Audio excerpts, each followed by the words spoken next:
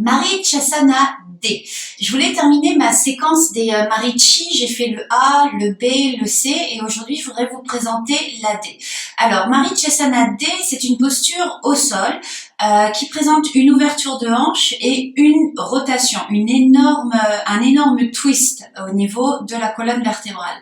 C'est une posture qui apparaît dans la première série, de l'Ashtanga Vinyasa Yoga et qui est rarement enseignée en dehors de l'Ashtanga Vinyasa Yoga parce que, encore une fois, la pratique de l'Ashtanga Vinyasa Yoga est une pratique évolutive et qui doit respecter certaines règles. C'est-à-dire que quand on a une posture sur laquelle on présente une difficulté, ce qu'on va qualifier de posture charnière, la pratique s'arrête là et ensuite on passe ou alors à Padmasana, méditation pranayama, ou alors on passe à la closing série, ensuite Padmasana, méditation et pranayama. Donc Marichyasana D, je dirais que c'est une des postures sur laquelle on reste longtemps en tant que pratiquant régulier. Pour ma part, moi j'y suis restée à peu près 6 mois sur cette posture parce que j'avais du mal à binder, à attraper et donc à avoir un twist parfait. Et c'est Sharadji qui me l'a fait passer en 2 mois de pratique avec lui. Donc ça a été l'une de mes premières victoires de ma pratique. Pour arriver à cette pratique, on a déjà travaillé en amont des twists, c'est-à-dire qu'on aura fait dans les postures debout, on aura déjà préparé le corps au twist avec les Trikonasana B, Parshvakonasana B.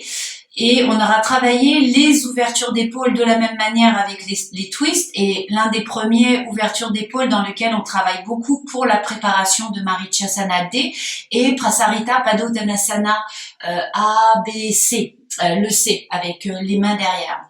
Ensuite, pour le demi-lotus, on aura préparé cette posture avec tous les Ardha Baddha ici. Quand on a le pied ici et qu'on vient attraper le gros orteil avec la flexion avant, on prépare tout simplement la rotation externe au niveau du fémur et on prépare aussi ce bind, la flexibilité au niveau des épaules.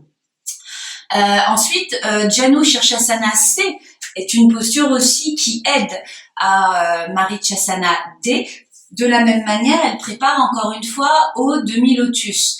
Et puis ensuite, qu'est-ce qu'on aura fait d'autre ici? On aura travaillé bien évidemment Marichyasana A. Tac. On aura travaillé Marichyasana B, donc avec le demi-lotus et la flexion avant et toujours avec le bindage ici.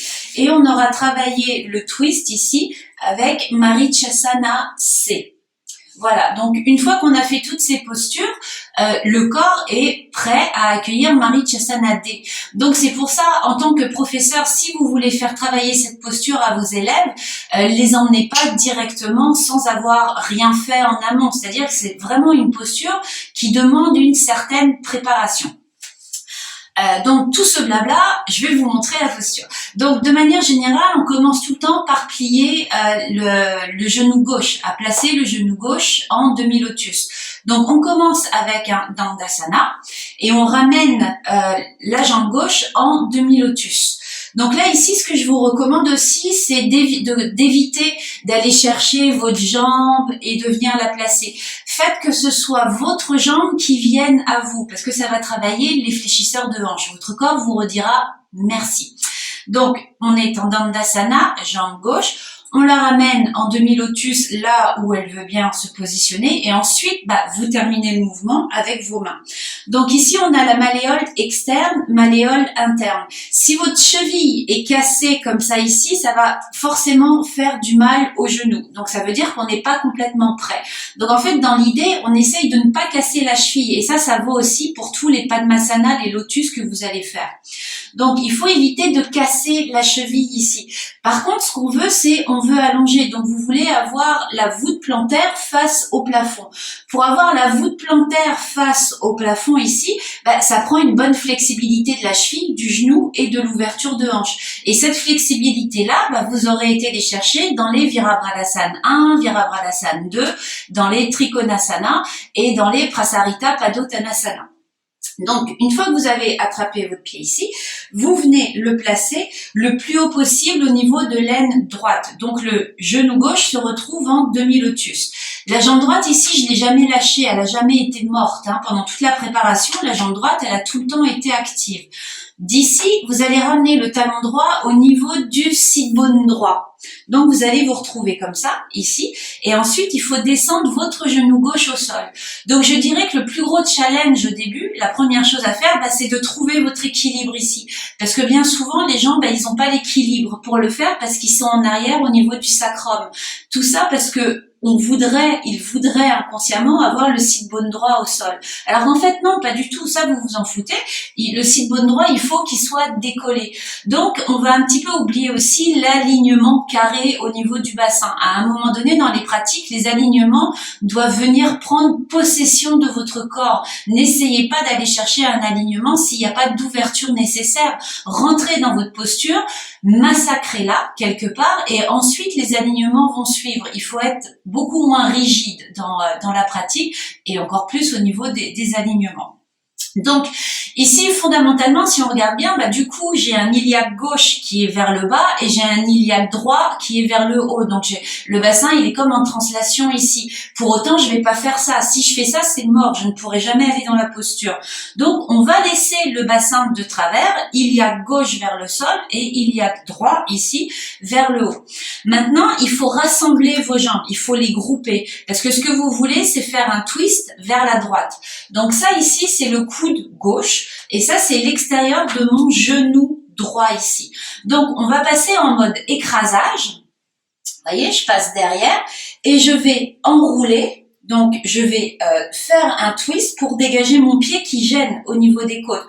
Donc je fais un twist en premier lieu, je descends ensuite mon genou gauche et ensuite je viens placer mon coude gauche à l'extérieur du genou droit. Donc on arrive dans cette position ici. La main droite, elle se trouve derrière pour éviter de tomber.